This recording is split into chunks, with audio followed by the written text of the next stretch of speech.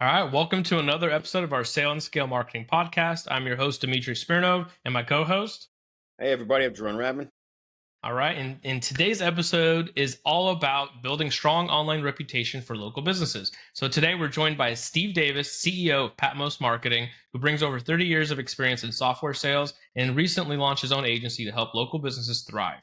So Steve shares insights on why reputation management is a must-have foundation, how positive reviews are going to be driving growth for your business, and his unique approach to helping businesses in upstate South Carolina stand out.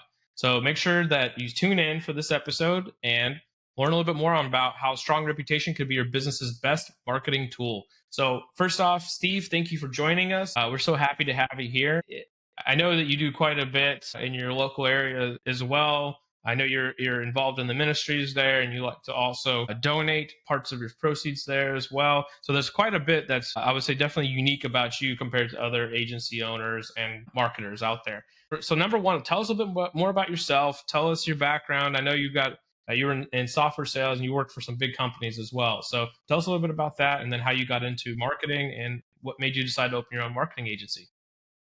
Yeah, cool. So, pleasure to be here, and I've enjoyed working with you guys. I was in software sales for about 30 years. Went to undergrad and grad school at Clemson University, which is here in the upstate South Carolina area. So, those of you who are football fans probably familiar with the school. And moved to Atlanta right after that to seek my fortune. I had been going to grad school, writing code, getting an MBA at night, and kind of working my way through that process. And I saw a guy come in and take everybody to lunch one day, and I said, "Who is that guy?"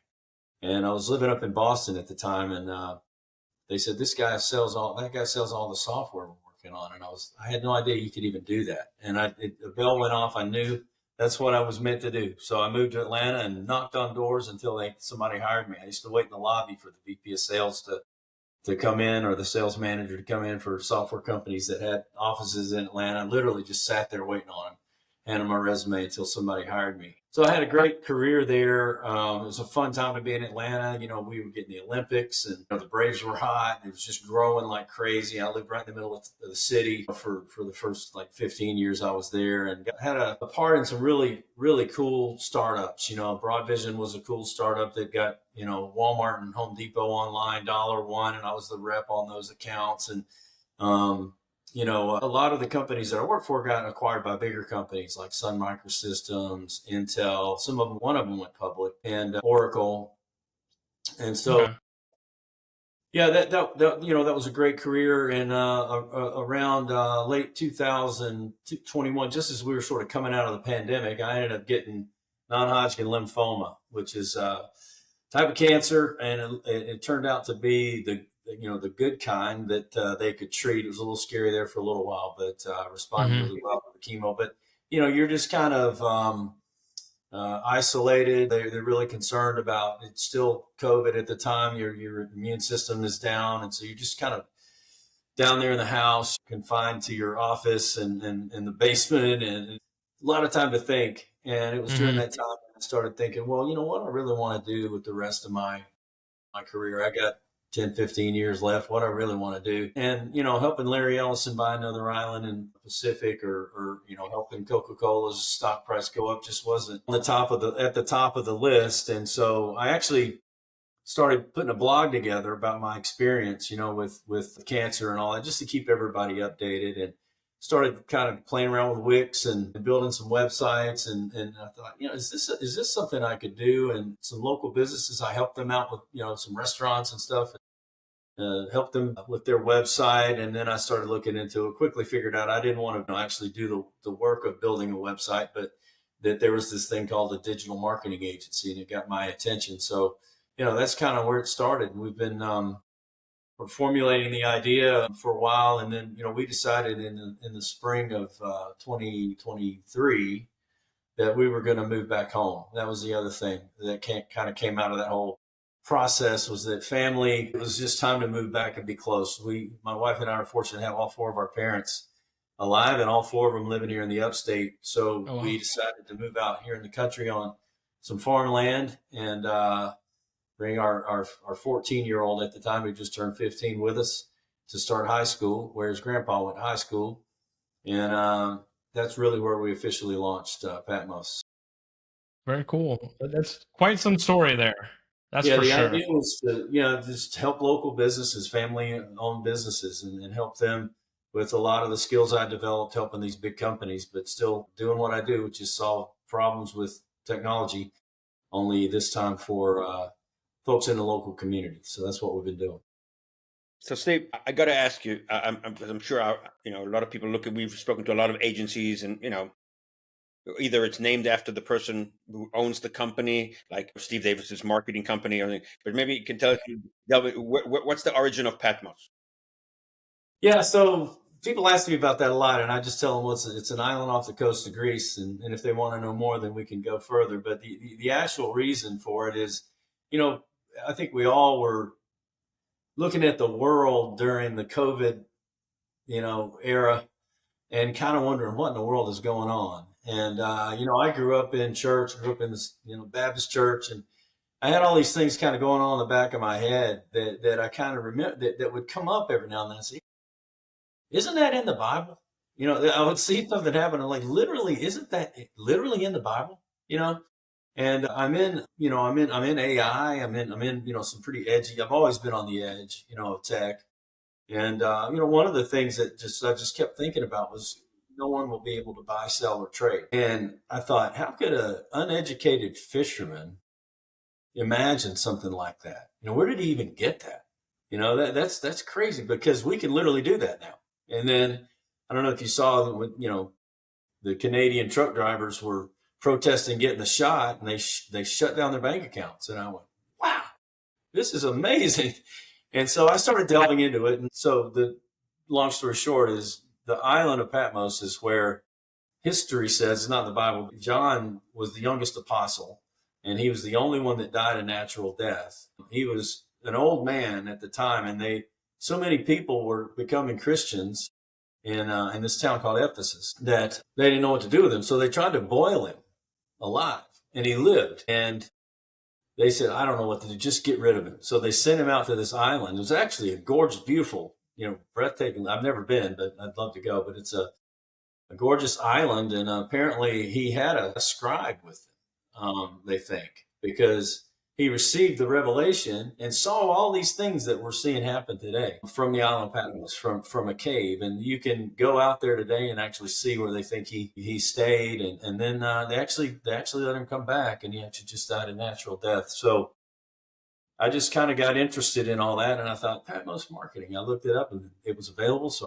I got it and started working on the logo. So I just feel like, we're living in a time now where we're seeing a lot of things unfold that have been predicted for many, many years. And it's an exciting time to be alive. And, I think we're working with some companies that have become one and the same almost with the government. Google and Facebook and Apple, they're so powerful. They're almost one and the same as the government. But at the same time, they've offered a lot of things that are extremely helpful to society.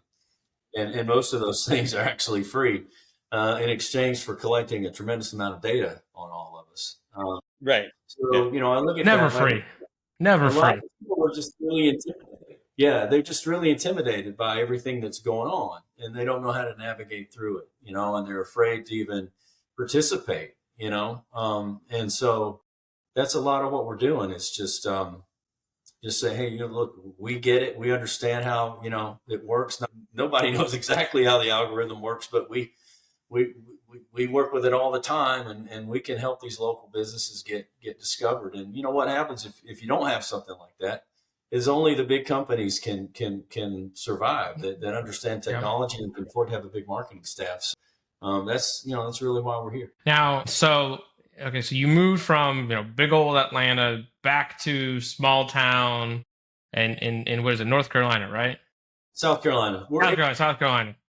We're 8 miles from the North Carolina border, though. So we're okay. So you guys are close. I mean, you're right on the border then. So how is the switch going back? Especially you living now on farm. Yeah, it's been great. I've lived in the city my whole life in one way or another. My dad was in the space program and then got out of that, and we ended up he was with 3M. So we ended up in the Twin Cities when I was in high school. And then we moved down to Greenville and went straight to college. And then I've been in Atlanta for 30 years. But my grandparents, when I was growing up, they lived in places like this. So I've I just remember growing up around the people that I meet every day now that were like my friends that my grandparents had, the friends that they had. And I always loved those people.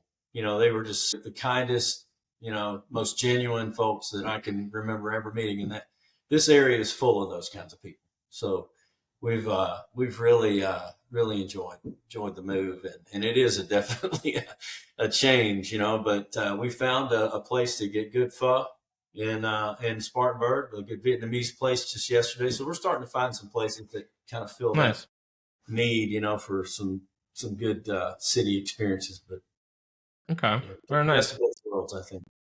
Well, it's good getting to know you a little bit first, because we want to know who you are and what your background is and all that. But the next thing is, let's get down to business, right? Yeah, let's talk about this. So, reputation management. Okay. Now, it sounds all fancy and all, but what we're talking about specifically is, let's say, reputation management online through Google, Google reviews, the results, all that, right? Now, that is a super important piece. And one of the things I always tell everybody is, if you're not controlling your own narrative, then you're letting it run wild, and you are at risk for your business. So one of the things that is super important is, let's say, Google reviews. Mm-hmm. Now, tell us a little bit more about what you do in your services that will help these small businesses actually take control, get more Google reviews, and then tell us a little bit more about the actual value of taking charge of your Google reviews and actually investing into doing it, because people don't quite understand how they can get business from Google, I don't believe. Guiding them through that, I think, is a great experience, and letting them really understand what value there is for doing it. Yeah, sure. A lot of people think, when they look at how consumers find them or other businesses find them online, it's through referrals or things like that, and then that is always going to be the best way to get business, right? Is a friend of a friend tells you about your company, and they look you up. There's an immediate level of trust there, but in reality, most folks search for something that you do. If you're an HVAC, air conditioning repair near me, or a roofer near me, chiropractor near me, physical therapist, Spartanburg, or and they pull it up and they get pages of results. Studies show nobody ever goes past the first page. Most people want to look at that top 3, and then they look at the number of reviews that you have. So if you have a lot of positive reviews, that tends to be the one that gets clicked on first. The dilemma with that is, and actually Google's not the only one. There's Yelp, and there's Better Business Bureau. There's a ton of them, and there's some real estate specific ones like Zillow, if you're in in that kind of area, or Realtor.com. Mm-hmm. So you want to be on those. But the problem with it is, I think a lot of times people say, unless you just have a fantastic experience, you don't leave a review, or if you have even a great experience, you don't leave a review. But if you have a bad experience, you go out there and put the review out. And so once it's out there, it's out there. There's no way to get rid of it. Unless it really is a nefarious type thing. Like I was just talking to a lady actually when we started this, and she said that they're in commercial real estate, and somebody went out and said they just don't like the way that things are growing so fast around here. And they gave them a 1-star review just because of the fact that they're expanding commercial real estate in the area. And you can protest those, right? Those are edge cases. Yeah. But for the most part, there's really nothing you can do if they really had an authentic experience and felt it was negative. So that's the problem that we solve. Yeah. Yeah. Well, so, I mean, and here's the thing with Google reviews and everything else, or even Yelp and everywhere else, right? If you're not, okay, so you brought up a great point, which is most people will not go out of their way to write the review for that good experience, unless they're just like that Yelper or that high-end Google reviewer person, because some people take pride in their reviews, right? Right. That's why you've got review and the restaurant review industry and everything else as well. And you got people that do all that, and they're influencers on reviewing that. That's a different story, though. But the average everyday consumer that maybe goes to your restaurant or hires you as a plumber or hires your electrical company, they're not going to go out of their way to be like, hey, yeah, I had a great experience here. And you're right on the fact that the negative is what really is drawn. So people are more apt to go out of their way to tell others not to work with you than to work with you. So there's a balance, and there's definitely, I know there's strategies to making sure that you do get those positive reviews, but I think a lot of it starts with an ask. So what is it that you guys do on that side of it to like try to automate and systemize the process of actually getting more of your clients to leave positive reviews and not just, Yeah. dealing with the negative? Yeah, so we all get these. We all get these emails after the fact. You go to your dentist, you go to your chiropractor, you work with your bank on something, and immediately, hey, we need your feedback. We need your feedback. And so when you look at a small local business, the amount of effort for them to do that kind of thing is, they just don't have time. They don't have the skill set. They don't have the tech or the desire, to do it. So they start realizing, hey, my reviews are at 3.5. It's just because I know most people are happy. It's just that I've had a couple of people go out there and give me a 1 star and it brought everything down. What am I gonna really do about it? So it's just a simple fundamental thing that you have to make it easy for people to leave you a review. And so the way we do that is we take over that. So the first thing we do is what we call a reactivation campaign. So if you've been in business for a while and you have a list of 100 emails from the past, say, 6 months of folks you work with or a year, we'll take that list of contacts and we'll upload those, and we'll do a sequence where they'll get, I usually set it up 2 emails in the next couple of weeks, and 1 text, or maybe 3 emails and two text messages just asking you to leave them a review. And then when you click the link, it puts you right there in the place where you leave the review. You just put the star in the comment and hit submit. It's that easy. If people have to look up your business, hey, where do I leave a review? It's Saturday morning. I got to get the kids to soccer practice. I'm already lost. It's gone. That opportunity is gone. The other time that you can do that is we all use QR codes now. They're everywhere, and you don't want to be that guy who's given a QR code. But this is a time where they're actually pretty useful, because we'll do tabletop stands. We'll give them, time to put that on their business card or that kind of thing. So right at the point of the transaction, you can also do this. So you can say, hey, if you wouldn't mind leaving us a review, you just click this QR code and off you go. So that's a great way to do it at a restaurant, for instance, to have the server say, hey, how was everything? Okay, great. Or even if they say not so good, we want to get your feedback. Just click this QR code. What happens in either case, if you get it via text or email, or you click the QR code on the tabletop or at the counter, like a physical therapist, we have a tabletop stand right there where they check out, is that you get the opportunity. I usually set it up where it's thumbs up or thumbs down. You can also do 5 stars if it's 3 or less. If someone says thumbs down, or it's 3 stars or less, however you want to set it up, 4 stars or less. Then it goes to an input form, and the input form goes to your email inbox.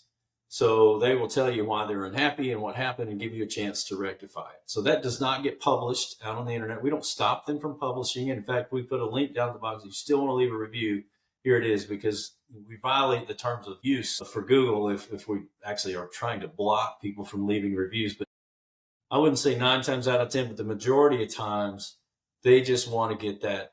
They just want to be heard, and they want to vent, and they want to let the owner know what happened. And the owner wants the feedback. They just don't want that to get published out there, because there's no way to get rid of it at that point. And so what happens then is you get a chance to fix a situation. And, we see a lot of those, things happen at restaurants, for instance, and in the heat of the moment, people, and they can still do that, go directly out to Google and leave a bad review. But if you give them the opportunity to do it that way, you end up eliminating a lot of those bad reviews. So it's really just a service that we offer to take all that off of your hands. If you can imagine the amount of time it would take to send that many emails out and cultivate all the contacts and that kind of thing. So the nice thing about that too is that when you then have that, we really insist that this is the first thing that you do. It's funny how when somebody has the most reviews in the whole area, and they're good 5-star, they typically don't need our help.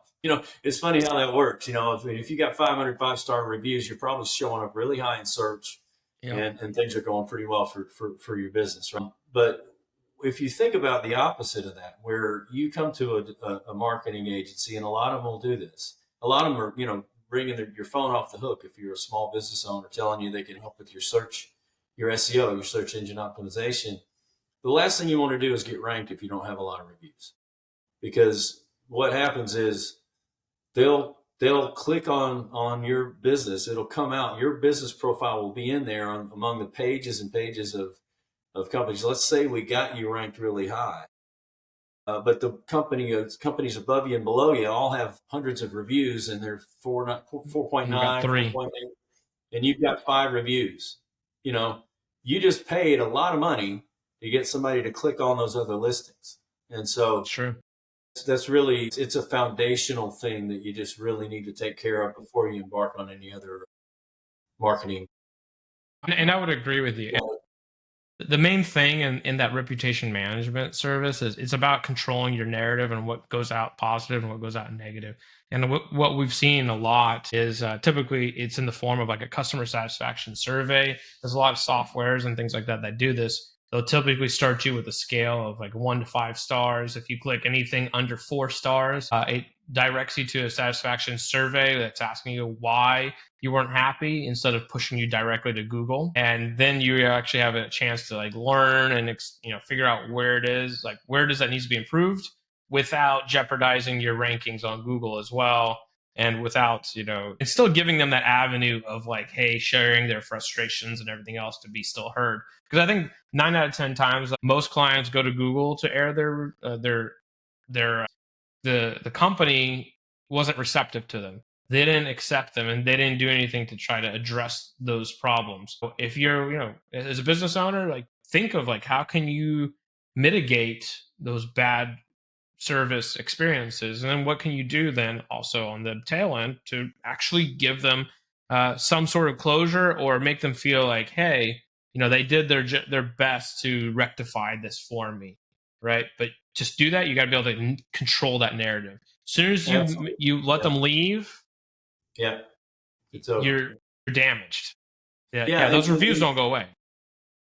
I'll use a restaurant example too. The chances are the owner's not there right now. So they're going to go, okay, well, I'm going out because he's the only person that could do anything about it. And so they go out to Google. So this gives them a chance to get that feedback directly to them, And the other thing I think is important is we know the algorithm looks at rankings, looks at reviews in terms of the rankings. And the ones with the higher reviews are going to get pulled up. We don't really know how much. I can't tell you, okay, you'll be in the top 3 if you're, but it's definitely in the algorithm, right? But the other thing that lets Google know that you're not a bot, I think that's the main thing they're almost scared of these days, is that you're not a real business, you're a bot, or you're a company over in China that's pretending to be a solar business or something, and you're just collecting leads. Is to respond to the review. Even every review needs to be responded to. So we have a way of automating that as well on behalf of our clients. If they want to use the tool to do it themselves, they can. If they want us to just go in and say thank you very much, and part of what you're doing when you respond is you make sure you use those keywords. So those keywords get built into your Google profile, and that it all just builds on itself. Because it means that you're going to have that those organic keywords that come out of natural conversation that are unique to your business. So, I would agree. So based on your experience, I'm going to ask, what do you see as besides the restaurants, of course, a lot of them, they live on the reviews. A lot of, that's part of their reputation management. But what do you see out there that are other companies that are seeking out the services for reputation management? And then on the flip side, what would you say, or you think that there are companies out there, or is the segment of the market that don't realize, hey, this is you're not really managing this, they're not very much out there. Yeah, I think another good example is a physical therapist that we're working with. Is 2 guys that have their own practice, and they specialize in things like golfers. Like we all get injured playing golf because they don't have the most efficient swing in the world, or tennis. That seems to be really where they've honed in and have a specialization. They work with high school athletes and things like that. And so they had, I met this guy, and he's got 0 reviews. He said, what should I, he actually came and said, hey, what should we do? We're not really doing any marketing. It's all been referrals so far. And we're about 70%. We like to get 100%, maybe bring on another partner. What should we do? And I pulled them up. Well, you have literally have 0 reviews. So we put them in a reactivation campaign. They went from 0 to, I'd have to look at it. I think they're at 50 now, and we've been working with them about a month. Now that's respectable. If you look at Spartanburg physical therapists, the ones that have been around the longest might have over 100. Nobody has 500. It's not like a restaurant. So all of a sudden that's respectable. Now we're coming back in. We're talking about doing some SEO work, and we've been able to really look too at like one of the things you can do is run these reviews through something like a Chat GPT and have it summarized. These are the things that they're saying. These are the things that you're getting that are negative, that are positive, that you can work on, or these are the things that you're doing really well that, tend to indicate the kind of customers that are looking for that. It helps us formulate all the keywords that we're going to do. And when you do that keyword research and you do that keyword formulation, it really is identifying the brand. So I could have gone to them, and this is really what they wanted to do was, hey, how do we get found on search? And I'm like, well, I can rank you for physical therapists in Spartanburg, physical therapists in the upstate or Greenville, Spartanburg. It's going to be expensive, and you're going to get a lot of calls from people that you don't really necessarily want to work with. It's not like what you do, So by doing this the right way, so we get a lot of that. It just really builds on itself. We get a lot of data from it, running it, say 30 days, maybe 90 days before we embark on any other strategies to help really get used to working together and understand, sort of how the business flows, how many, what's the real lifetime value of a new customer or new client, and what are they really looking for when they find you? What are the happy customers really? What were they looking for when they found you? And so this is just really foundational to all the things that we do after that. Well, I think here's where it's really makes a lot of sense what you're saying, because when it comes to Google PPC, Google SEO leads, anything to do with just general search, okay, most people don't know you from Jack. And first thing they're always going to do is look at your reviews or go to your website and see if there's any, what we call social proof content. Now, Google reviews are a form of social proof content about your company. And without that piece, just like you were saying before, you can be on that first page of Google, but then when they look you up, they're just going to realize that everybody else around you is running circles and you got 3 reviews. And at the end of the day, the reviews is what you have to have in order to actually be able to grow on to your business. It's the manifestation of your work. It's the manifestation of everything you've been doing up until that point in your business, and it's representative of your work.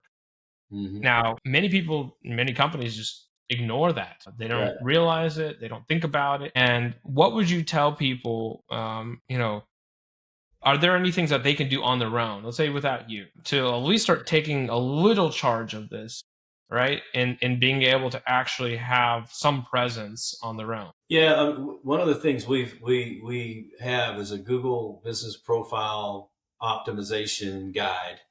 Best practices around how to make your business profile get the most value out of it. And there's just a lot of basic things. So some of these businesses are blogging. Some of them are trying to put information out there. You might be like a realtor, for instance. Their brokerage is pretty good about helping them, do newsletters and things like that, just to stay top of mind. They don't think about, well, you need to put that blog post out on your Google Business Profile, because what that does is, again, those organic keywords that you're going to get found on when people are looking for them. And you may not really know what your keywords are, but just by talking about your business, those are going to organically appear, and they're going to match with people that are searching for those things, right? And it also tells Google that you're alive. If you just sit out there and you never touch your profile, they don't know if you're real or not. You could have closed, you could have moved, you could have been, they really want to know that they are presenting a valid business that does what they say they do. So so it's getting those out there. So there's just a lot of little things that you can do, to get verified. You can get certified. Some home services, for instance, can get Google verified. So you're going to be at the top of the list just naturally by saying, yeah, we've verified that they are who they are, and You have to just go through that process. We show people how to do that. So we've helped people with that. So there's definitely some things that you can do without having to hire an agency. And we certainly do that. I don't know. I always say 9 times out of 10, I don't know how many times it is, but most of the time when we take them through all that, they go, "Can you do that for me?" They just don't have time, But That's literally, true. and really even with the reviews, I mean, you could make sure you you send 2 or 3 emails out over the next month. There's nothing. There's no reason you can't do what we're doing. We just automate it and take it off your hands. So it's some companies might have the time to do that, or they may have an office admin that can do that kind of thing for you, and that's great. But really, by virtue of the fact I'm talking to you, you have no reviews. You obviously don't have anybody that has the time to do that, right? So Yeah. it's not real rocket science. But yeah, there's definitely some fundamental things that you can be doing around your profile, and just making sure that you're listed in the Better Business Bureau, that you're listed. People forget, a lot of people are in their car and they hit Apple Maps. Well, Apple Maps is not Google Maps. That's not going to bring your profile up. So what are you going to do with that? It's not nearly as functional as Google Maps, but you want to be listed on there. You want to be found on there. So there's a whole Mhm. checklist of things that we go through with folks that are easy things to do that'll definitely help. Yeah, I would agree with you. It's like there's so many things that just I think clients don't know about them. So it's like out of mind, out of sight type of thing. But at the same time, there's also simple things like almost everybody knows about Google reviews, right? And a quick Google search away to figure out how do you claim your profile and this and that. Now, the things that are more difficult, I would say, in review management and reputation management for yourself, if you're trying to DIY it is about habits or systemizing something with software or with a process, SOP, whatever. But it's about habits and Mm-hmm. keeping consistent. You should be asking every single client for that review. And if you don't ask, guess what? You're already a step behind your competition, that is, because Probably nobody not going to will get one if you don't go out of the ask for way. it. Yeah. And then the other thing that I've realized and I've heard a lot of companies doing, I've seen this personally, like, going to my kid's dentist, Mm-hmm. Yep. especially anything to do with your kids. Mm-hmm. Guarantee your kids or your parents, anything to do with anything where you're going to be sending somebody else that you care about to there for service or whatever else. People are just, if you have 0 reviews or you don't even have a presence or a profile, forget about getting that book, that business from anybody. So, but like I've seen this happening in places. They would offer some sort of benefit or reward or some sort of I don't know, olive branch of some sort to get that review as well. And that's something you can do as a business. I think the dentist office that I used to take my kid to, they had a little wheel. Like us on Facebook, follow us on whatever Instagram, and then leave us a Google review at the end with your exact feedback, right? Mm-hmm. And get a chance to spend for like a gift card to Amazon or whatever, right? So there's a lot of different ways you can do it, right? You could give a discount or a checkout or whatever you want to do, but there's Right. so many ways that you can actually try to give some value up front to get and earn that. Right. Yeah. And that's just something I'm always looking for. Being new to the area, if I leave a business and they don't email me with asking for a review or something, I can look out at their profile and see, yeah, you're way behind. You don't, you're not compared. We do some analysis comparing them to all their competitors in the area, and if they're behind, then we Mhm. call them, and it's a good service for them, and it's really reasonable too for any business to do, no matter how small. So maybe tell us a little bit about how does that call go? Like you say, you call up somebody and say, "Hey, I just Google review. I just checked your stats. They're not looking too good." What are some of the reactions you get? How do you go about explaining to people? Yes, I'm trying to conduct business and help you here. But what are some of those conversations? Some people, I'm sure, like we're in the marketing business. We understand that we know that that's part of the marketing uh, component of who you are as a business owner. But maybe it's the reactions of some people go that you speak to that now that well, 2 things. One, what is their reaction when they tell them, "Hey, you're way behind the 8 ball here," and number 2, what do you say to them in order to, shall we say, break that ice so they really understand, make it, shall we say, top of mind? It's something to be worked on. Yeah, I like to wait until I go back in there, because usually there's a follow-on call, like you go to the optometrist and now you got to go and pick up your contacts or pick up your glasses, and I'll say, hey, I noticed I didn't get an email, to put a review. I put a Google review in for you, by the way, but I didn't get an email. A lot of people aren't going to do that. And I looked at all the other optometrists in the area, and they got hundreds of reviews, and you guys only have like 50. I can help you with that. And we just kind of go from there. But it's, when you're already a patient or a customer of the business, it's a much easier conversation than just being some dude in India cold calling, some business that you've Right. heard of. You're Exactly. a part of the community. You're a customer. You're a patient, right? And that's, I get those calls myself all the time. Hey, we can help you. My favorite one. We're calling from Google to help you claim your listing. We're like, I doubt that. Did you even look and see what kind of business I'm in? I can't even listen. If I can't get Google on the phone myself, and I'm a marketing agency half the time, That's right. I doubt that Google's going to be calling me. Yeah. You Yeah. get those recorded calls. Hi, this is Google. Those. Yeah, I get those several times a week, and sometimes several times a day. Those guys just call. We won't take you off the list, but. So talking about how you go about working with your clients, tell us a little bit maybe about what you call the Patmos Playbook. Yeah. Give us a little bit of understanding how that works for you. Yeah, so I think a lot of times I tell people this story because being in software sales, I didn't have anybody in my family that was a salesman on either side that I could think of. Maybe one, my cousin was a salesman. But for the most part, they were all engineers, some doctors, chemists, and things like that. So it was foreign to me to do that. When I saw the guy, I thought I can do that. Well, the reason I think I latched onto that is because I realized that software and technology in general, the sale is really a learning process. They just need someone to teach them about how it works and what the value of it is for their business. And so it's funny because over the years when we would get acquired, like the startup I was working for would get acquired, the big companies would come in and go, we want to do personality profiles on all the successful people here, the reps in particular. Like what kind of reps should we hire next? So they bring me out there and they would go, Steve, what are you doing in sales? You're a teacher. I think this happened 3 different times. So like the third time, I know, I'm a teacher. I know, you told me. I mean, I've heard this before, right? So the idea of the Patmos Playbook came about because I had developed this, call it a methodology on my own. As I moved through these different companies, I probably worked for 8 or 9 different companies over those 30 years. And it was just that what I found was the customers in IT in some big company. They've been tasked with doing something. They've gone out and done their initial research and they think they need this.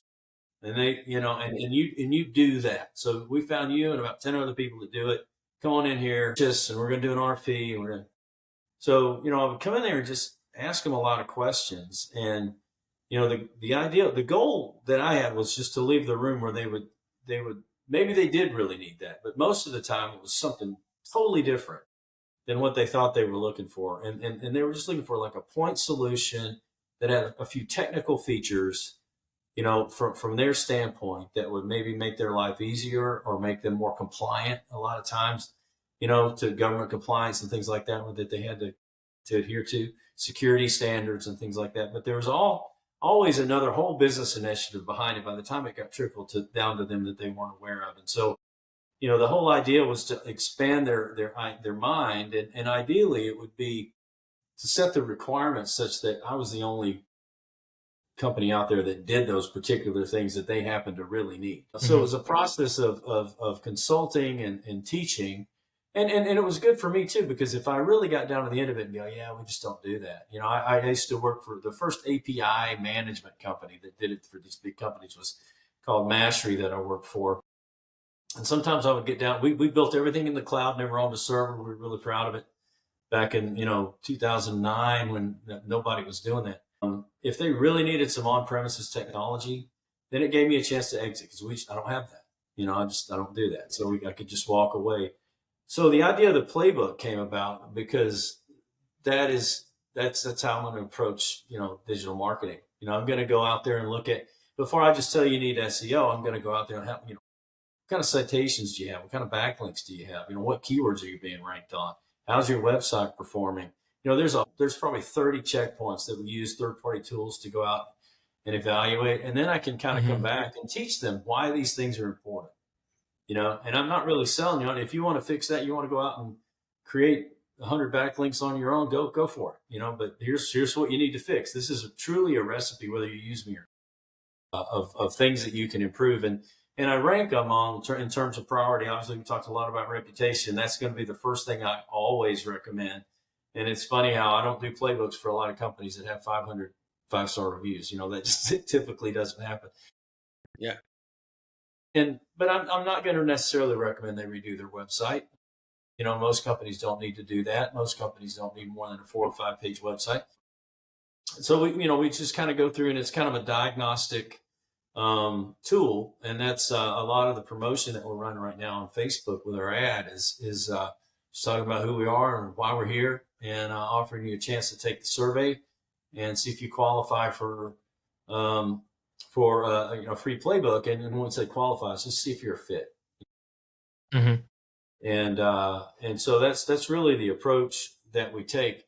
And it's funny because a lot of these guys, I hear about what we do, and they come to me, and it's the same thing that I saw in the IT world. It's like, we need a new website. Oh, really? Okay. Well, I'll take a look at it, but let me do a playbook for you, because turns out maybe they do need a new website, but there's a lot of other things that they need reputation. They need a lot of stuff, maybe they just need a landing page, that'll convert for them. And then all the other information is fine on the website as it exists. So we'll just build them a landing page. We take a different approach. We take a consultative approach. And I find that a lot of times people come to me wanting to sign up for the whole works. And we just start them, like I said, with reputation. We just see how that goes, and we learn a lot, and kind of build that playbook for them over the next couple of weeks, and then come back with some ideas. So that's really our approach. Now, when it comes to other components, because I know you do SEO and a couple of the services as well, right? So content, reviews are a form of content, and everything else there too. But what all is important on the content side of SEO? Do you guys handle that? How do you handle it? And what all is kind of standardized and that you always include in all your packages? Yeah. So, I would say that, from a content standpoint, we will, as part of our package, offer a certain number of blog posts a week. If you're signing up for us to also manage maybe your Facebook account, we repurpose a lot of those. You don't want it to be exactly the same or the same format, but you might as well use the idea again and again. And again, you put it out there on your Google Business profile, you repurpose it out on Facebook, and we'll set up a schedule. So we'll look out a quarter in advance, and we'll say, okay, these are the things we're going to offer. If you're a dentist, we're going to look at, when's school out? Let's get the kids in here for that. Let's get that going, via email. And so that's the kind of content that we'll set up for you. And we have a go high level system that we can use to do that kind of email marketing, text, SMS marketing for our clients as well. So it all just feeds into each other. It's part of getting ranked. You want those blog posts to get created. We can author those. We leverage AI to do a lot of that if needed. Mm-hmm. It's amazing what it can come up with, but we always have that human touch as well, where we don't just let it auto generate and spit it out. We come back in and go, okay, this is a pretty good idea. Let's use this one. Okay. Now there's a couple other things about online reputation management that I want to touch on. And I don't know if, and this is the thing, it's not every agency does this because this is highly specialized, but I wanted to bring, I guess, light to it. Yeah. So there are instances where companies go through, let's just say, huge downpours of negative publicity. Mm-hmm. They'll be featured in a news article, or they'll be, put on a scam list or whatever else, because maybe some kind of experience or somebody that was that unhappy person created, this bigger, deeper rooted issue. Now, there are services that are more specifically like reputation management, but negative reputation management. Mm-hmm. But I always bring this up because, one thing is Google reviews, okay, and then maybe having some stuff on your website. But things to note is you want to make sure you capture and keep access to all of your potential platforms that your business could show up on. So the Mhm. BBB, you should make sure you have access to that profile and you maintain and monitor that. Yelp, you should make sure you're monitoring that. Google My Business, Yahoo, and I think Bing also has their own reviews as well. Yeah. There's quite a bit of them out there, because what happens is if you are in a position where you get that negative article written by, let's Yeah. say, Sun Sentinel in Miami or something like that, right? There's such thing called as page rank when it comes to SEO. So if someone Googles you and your name pops up in that Sun Sentinel, that bad article will probably be the higher thing to pop up other than your Yeah. website. And guess what? That's going to kill your business. So Yeah. only thing you could do is bury that lead, bury that Yeah. link. And that is super expensive. Right. Super I can't say expensive. I've run into a lot of that. No, it's not often that happens, but when it does, Yeah. That's probably not our area of expertise. If you're having, bad press and all that, that's probably, we try to stay in our lane. my point in that is you don't want it to evolve to that level. So Right. that's why take charge with Steve first Well, I can tell and monitor it. Yeah. So the APIs into our platform will monitor every review that we set up for you. So if you're out on realtor.com, whether they do the review through our link and our QR code or not, I get an alert on every review that comes through. And so that's in the dashboard. And I can also have someone at the company alerted through that same dashboard. So what I do see is that companies, these businesses don't really know. They're like, I'm not sure where all I'm getting reviews or where all I'm getting feedback. And the other thing, that by nature of the fact that we're bringing it all in the dashboard, we have a little snippet of code we can put in your website, and now it appears just as a carousel that's just going through, and you can uncheck the ones that you don't want to appear there. But now it's on your website. Now it's on your Facebook page. Now you've got all those reviews just being prominently displayed. So there's a lot of benefit that comes from that. But yeah, everyone's aware of what is out there on their Google profile, but they may not know what's out there on their BBB profile, or they may not know, about some other things. And there's a lot of these different review sites that are specific to certain industries like healthcare, even dentists, or, that are very specific, chiropractors are very specific. Yeah. Attorneys have like Avo and a whole bunch of other things. Yeah. Right. You have to be wary. Yeah, we'll go through and say, hey, here's the top 10, that you're in. But in most cases, it's usually about 3 or 4 that you want to make sure you're on. And We've talked a lot about how they go about it, what to do about to obtain these reviews. But maybe can you give maybe some examples how you recommend they utilize it, how to utilize it on your website, or other ways to leverage them use it as a marketing tool moving forward? Maybe give a couple of tips.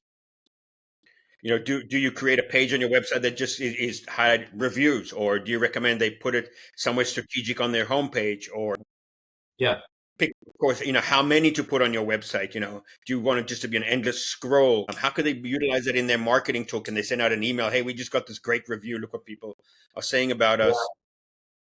Yeah, that's a good question. I mean, there's a lot of ways you can do it. I mean, like I said, the little snippet of code is a great way to just put it on your website. That's going to be a live feed, so you don't have to go in and update it. It's an API, little widget, an API call. Yeah, it's a little widget that as soon as you get a new review, that'll be on there with all the other ones, right? And you can set a limit of, don't show anything that's more than 6 months old. So I definitely, you want them on your website. You want to run, like, if you run any kind of Facebook ads, if you're doing any kind of Facebook posting, on a regular basis, you want to feature those on your Facebook page.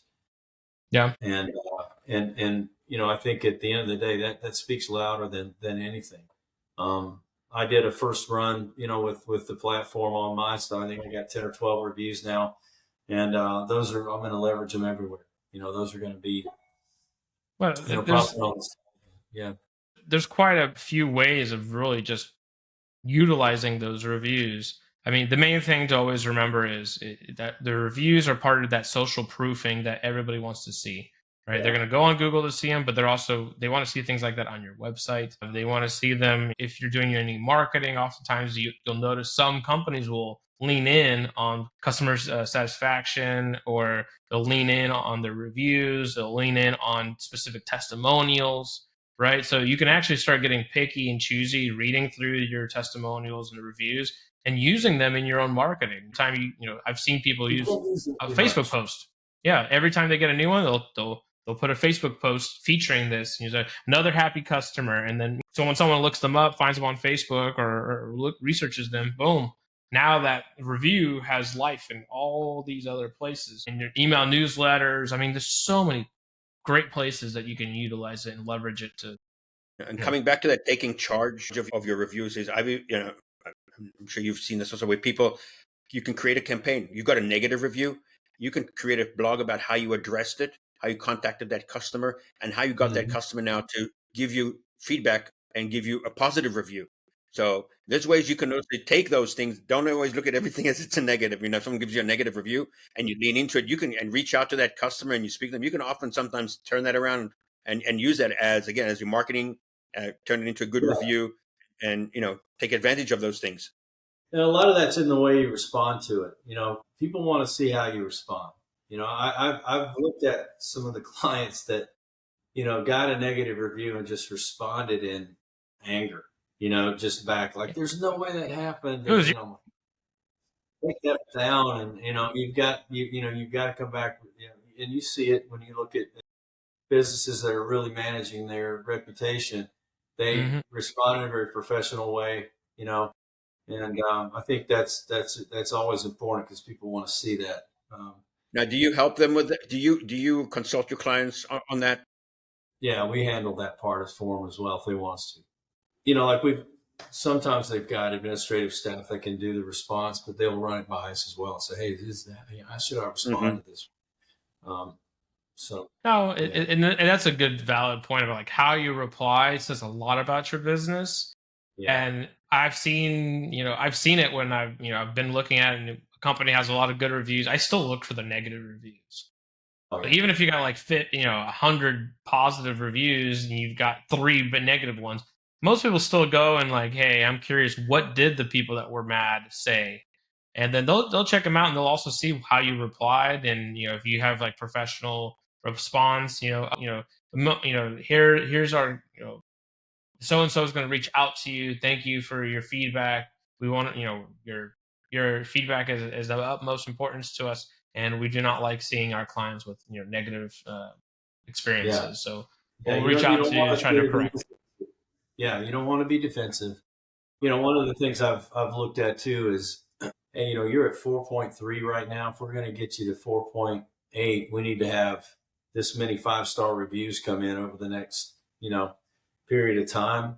And that a lot of times will accelerate them putting something in and, start to use our service because it really, and it's not a, a straight line calculation. Like if you've got 50 reviews and 10 of them are 1 star, you're not necessarily going to be a 4. You might be a 3.5. They weigh more. If they're more recent, the more recent they are, the more they weigh. We don't know exactly how it works, but it's not like just a straight percentage It's not an that you have average. to. Yeah. Yeah, it's not just an average. It's really important to try and bury those down further. Oh yeah. And have 5 to 10 positive ones for every one of those that you get. That's why it's really important to stay on top of it Well, that not because only that, but you know consistently doing it, not just doing it like a one push. Because that's the other yeah thing mistake I always see people doing is they'll do a one push to get a whole bunch of reviews, and they're like, okay, I got enough, and then they just stop. And yeah then and you look at them and you're like, oh, the last review was 3 years ago. Like, that's are they not in going to help. business? Exactly. People don't really care about it, and Google doesn't care about that. It's not going to help you rank if it's not recent. Yeah, Yes. yeah. You got to stay consistent. So when you Yeah, when you say recent, what recommendation would you give the listeners? 6 months within the last 6 months. Anything older than 6 months is probably out the door. It depends on the industry, but like we talk about, certainly for a restaurant, if it's more than 6 months old, nobody cares. Yeah. I think, realtors, you want to have a lot of good, recent ones. Anybody wants to have it, certainly 6 months, the recent. Yeah. Yeah. Well, so we're now at this point, we're running up on the hour mark here for the podcast Yeah. itself. So I want to give you the opportunity, like everyone else gets always, which is your shameless plug. Yeah. Okay, so this is your, Or you can leave us a review. Yeah. How was your podcast experience? How's the podcast experience? I expect to get that. I'm going to be calling you if I don't get it. Yeah. So here's your opportunity, kind of BNI style, to number one, tell us what kind of clients you're looking for, how you plan on helping them, and then let us know the best ways that these people can reach out to you and get in touch with you so that they can move forward with working with you. Yeah, absolutely. So PatmosMarketing.com is going to have a revamp here shortly. This is, cobbler's kids don't have the best shoes sometimes. This is my attempt at, the first generation of the brand. But that's a great way to come in. And, all of our contact information is there, including chat. So you can reach out to us any number of ways there. I'm at steve@PatmosMarketing.com. Pretty simple. Feel free to reach out to me directly. But, really what we're looking for, it's really that sweet spot of companies that can't afford to have their own marketing staff and they can't afford to do it themselves. A lot of our clients are home services type companies, contractors, plumbers, HVAC, flooring, roofers. These are all folks that we're talking to. We work with Pure Clean franchise in Columbia and Spartanburg that has been super busy after the hurricane. Luckily, we were working with them before that. They're out in the field. They just don't have time to do this. So all we ask you to do is just provide us with that list of email addresses and or mobile, numbers and first and last name, and we'll take it from there, in terms of the reputation. We look for folks that are just like not really sure what they need to do next. Maybe they've been burned in the past. They've taken one of those phone calls and taken a flyer on somebody that, works somewhere on the other side of the country. Maybe they're in San Francisco. I'm talking with a lawyer right now. This guy's in San Francisco. He's like, I don't know if he's doing a good job or not. He just doesn't speak my language. I don't understand what he's saying when he, gives me an update on how things are going. And I'd rather work with somebody local. We've had some folks that have tried things and they didn't work because the company was just sort of the agency was coming in here just trying to take their money and not really necessarily having their best interest at heart. Those are the kinds of clients that, that we're looking for. And again, we take a very consultative approach. We look for that low hanging fruit. We look for the easiest things to do that are going to give you the biggest bang for the buck. Yeah. And then we go from there. We realize, this is your family. This is your family business. This is hard earned money that you're spending. So we want to make sure we apply it in the right ways, and I think we were just going to talk a little bit about this. We really look at Patmos Marketing as a ministry. We're here to help local communities. We obviously want to build a business, but we feel like if we do the right thing for the community, then all that other stuff will work itself out. I'm not looking to be, a multi-million-dollar national agency or anything like that. I'm really not looking to hire a bunch of people to work for me. I think we know where our lane is, and we'll be the first to tell you if that's not what we do. And the playbook a lot of times will give us an idea of that. So, that's kind of it in a nutshell. Thank you. Well, Steve, we appreciate you coming on here, sharing your knowledge, telling us a little bit more about reputation management and Google reviews and everything else on that end of it. And if anybody needs help with that, especially in his local market, reach out to Steve. He's a wealth of knowledge. He's already been doing this. The thing that I would tell you about Steve that we didn't bring up, okay, his experience in sales, right? It's a piece of the pie that not all agency owners have. And he is a wealth of knowledge on what works and what doesn't work. And one of the things that we always forget as business owners is sales and marketing is one and the same. Okay. Without proper sales, the marketing doesn't work. Without proper marketing, it's tough to make sales. So, having someone like Steve on your side that understands the both sides of things is really valuable for your business. So, don't hesitate to reach out to Steve. And, thank you again for your time, Steve. And we'll So Thank we'll you. be in touch soon. Thanks, Dmitry and Jaron. Really been great working with you, and look forward to a great partnership moving forward. So we're going to do some great things together. So appreciate Thanks, your Steve. time as well. All right, so Thank just you. stick around after the recording, and thank you to our audience, everybody who's stuck around. We appreciate you, and thanks so much. Thank you. Thanks for coming on board and watching our video. If you've enjoyed the journey, follow the podcast and don't miss out what's coming ahead. If this has helped you navigate the marketing and sales waters, be sure to drop us a review as it helps us find more like-minded people. And until next time, here's to smooth sailing.